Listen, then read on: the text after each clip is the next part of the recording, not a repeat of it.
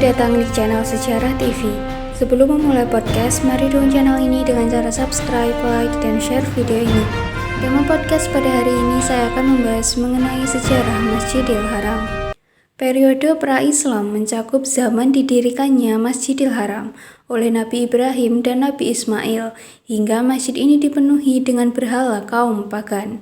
Periode ini berakhir ketika pasukan Muslim Madinah berhasil menaklukkan Mekah dan membersihkan masjid ini hingga kembali menjadi tempat yang disucikan. Masjidil Haram menyandang status yang semakin penting pada zaman Nabi Muhammad, tepatnya ketika beliau diperintahkan untuk memindahkan kiblat dari Masjidil Aqsa. Pembangunan Ka'bah menjadi masjid dimulai pada masa Islam, tepatnya pada masa Khalifah Utsman. Sebelum masa kepemimpinan Khalifah Utsman, Ka'bah hanya menjadi bangunan di tengah tanah lapang. Ketika jumlah jemaah semakin bertambah, Khalifah Utsman membeli rumah-rumah di sekitar Ka'bah dan memasukkannya ke dalam masjid. Beliau juga membangun gapura-gapura di sekeliling Ka'bah. Pembangunan terpenting yang dilakukan pada periode sebelum Saudi dilakukan pada masa wali kota Abdullah bin Zubair, yaitu pada 64 sampai 65 Hijriah. Seperti Khalifah Utsman, ia juga membeli rumah-rumah di sekitar masjid untuk perluasan dan pembangunan Ka'bah dalam bentuk yang sesuai dengan struktur Ka'bah pada zaman Nabi Ibrahim. Pembangunan penting berikutnya dilakukan oleh Abd al-Malik bin Marwan yang merenovasi masjid setelah mengalami kerusakan akibat perang melawan Abdullah bin Zubair. Pembangunan ini meliputi penambahan atap dan dekorasi, serta mengembalikan Ka'bah sebagaimana bangunan orang Quraisy. Renovasi penting berikutnya dilakukan oleh Al-Walid bin Abdul Malik bin Marwan. Saat itu dilakukan pembongkaran total bangunan yang dulu dibangun ayahnya dan memperbarui material seperti marmer, memperbaiki atap, dan menambah balkon di masjid.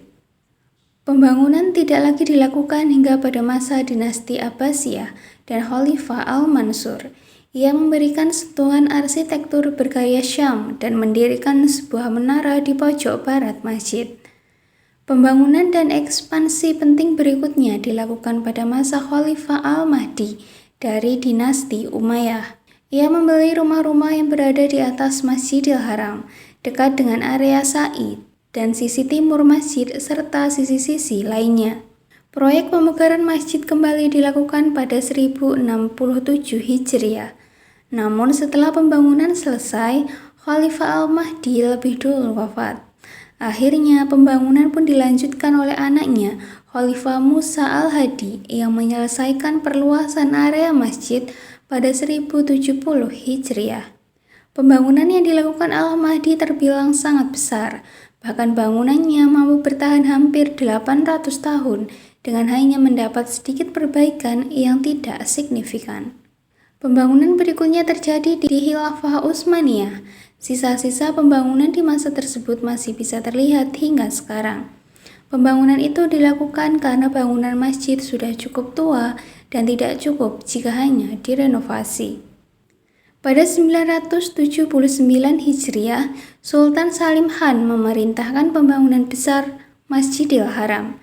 Namun beliau meninggal ketika pembangunan baru menyelesaikan sisi timur dan utara masjid.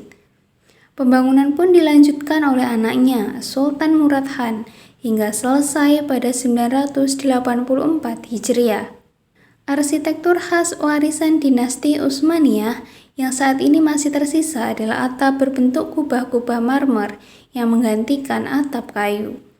Pada 1631 Masehi, Ka'bah dan masjid di sekitarnya dibangun kembali sepenuhnya setelah banjir menghancurkannya di tahun sebelumnya. Demikian penjelasan mengenai sejarah Masjidil Haram. Apabila ada pertanyaan dapat ditanyakan di kolom komentar. Jangan lupa untuk terus dukung channel ini dengan cara like, subscribe, dan share video ini. Terima kasih.